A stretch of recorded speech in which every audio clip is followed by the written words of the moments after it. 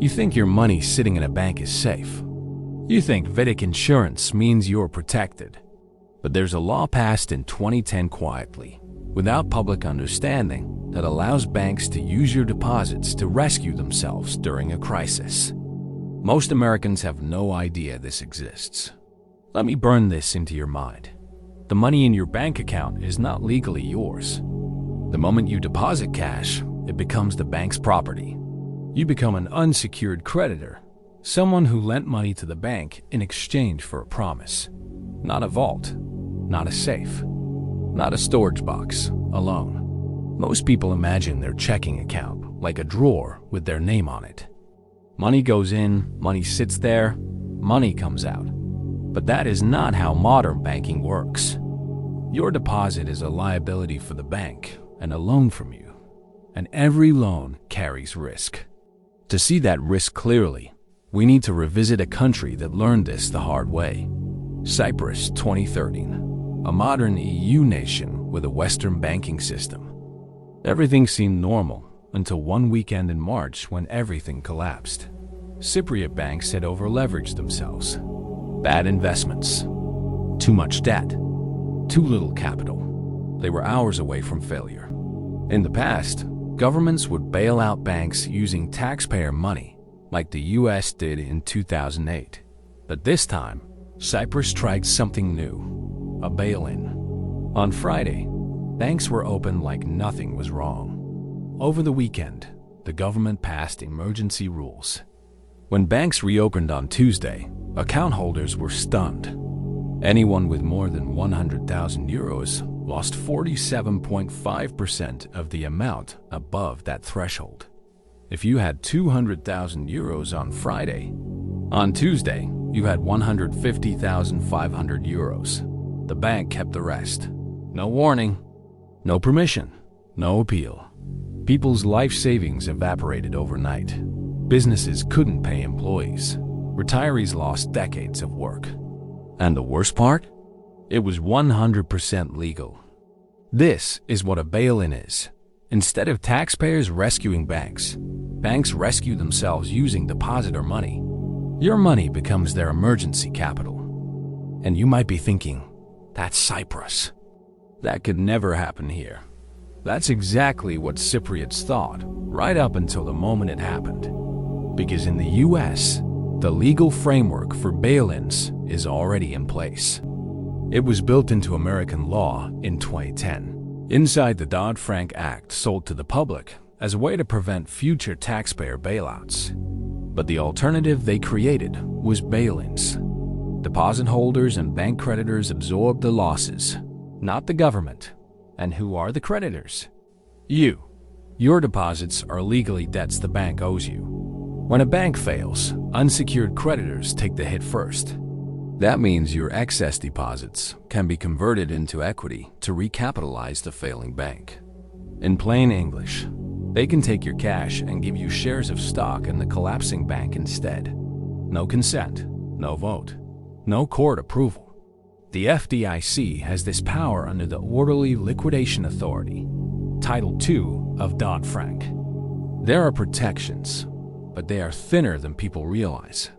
FDIC insurance covers up to $250,000 per depositor per bank. But the FDIC insurance fund contains around $128 billion, while Americans have over $18 trillion deposited in banks. That means the FDIC can cover less than 1% of deposits. In a multi-bank collapse, the fund would evaporate instantly. Yes, the FDIC can borrow from the Treasury, but that takes time. Weeks, maybe months.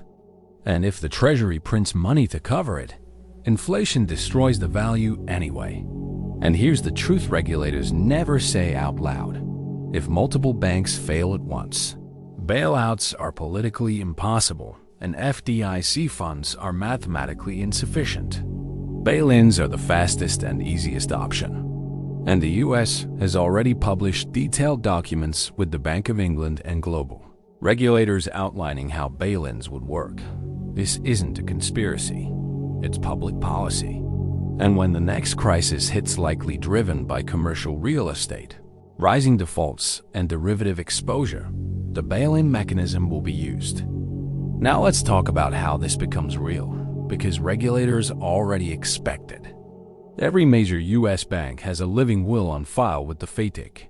These documents outline exactly how each bank will be restructured when it fails, and every single one includes bail-in procedures. This isn't hidden. It's public. It's just ignored. And the timing lines up with a perfect storm. 2026.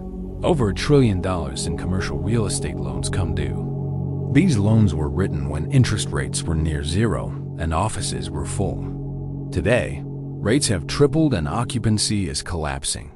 Owners can't refinance. Massive defaults are guaranteed. Regional banks, the ones holding most of these loans, don't have the capital to survive this. We're not talking about one bank failing. We're talking about dozens, maybe hundreds. Remember Silicon Valley Bank?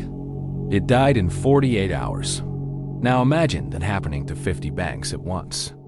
The FDIC fund is too small. The government can't bail them out politically or financially. That leaves the only tool designed for a multi-bank collapse: bail-ins.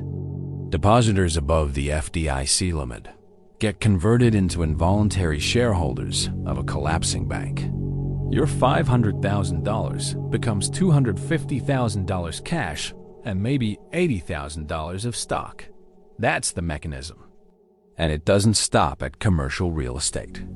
Adjustable mortgages are resetting. Millions of homeowners can't afford 7% rates. Defaults rise. Consumer debt is cracking. Credit cards, auto loans, student loans, all trending upward in delinquencies. Derivatives tied to these assets are enormous. When real estate breaks, these contracts explode, just like 2008. Regulators know this. That's why the FDIC, Bank of England, G20, and FSB have all published bail-in frameworks. This is global policy now. So how do you protect yourself? 1. Identify your risk. Any deposit above $250,000 is vulnerable. 2. Spread deposits across different banks. Stay under the FDIC limit at each institution. 3. Move excess cash out of banks. Use safer alternatives. Treasury bills, Treasury Direct, Treasury-only money market funds, precious metals, real estate, stocks held in brokerage accounts. These cannot be bailed in. 4. Business owners are most exposed. Operating accounts often exceed the limit. Keep only what you need for payroll and expenses. Move the rest to T-bills or money markets. 5. Watch for warning signs. Before a bail-in, you'll see bank stocks collapsing, news about liquidity issues, deposit outflows, government reassurances. When that happens, speed matters. 6. Expect restrictions. During crisis, withdrawal limits, frozen accounts, halted transfers, weekend closures. Cyprus did all of this. So have other nations. The U.S. is not immune. 7. Make sure your family understands. Parents, spouses, business partners, anyone with savings needs to know this. Now the scenario regulators don't say out loud. It's a Friday in late 2026. A major bank reports huge losses. People panic. The bank run begins. ATMs empty. Apps crash. By Saturday, the FDIC steps in. Accounts freeze. Depositors wait. On Monday, the bank reopens. A statement claims successful restructuring, but your account shows the truth.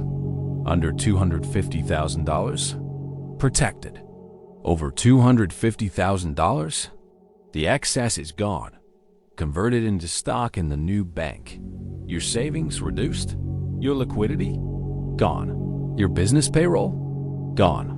And this triggers panic in other banks. Bail-in spread. This isn't speculation. It's the documented playbook. The only question left is, do you prepare before it happens or after?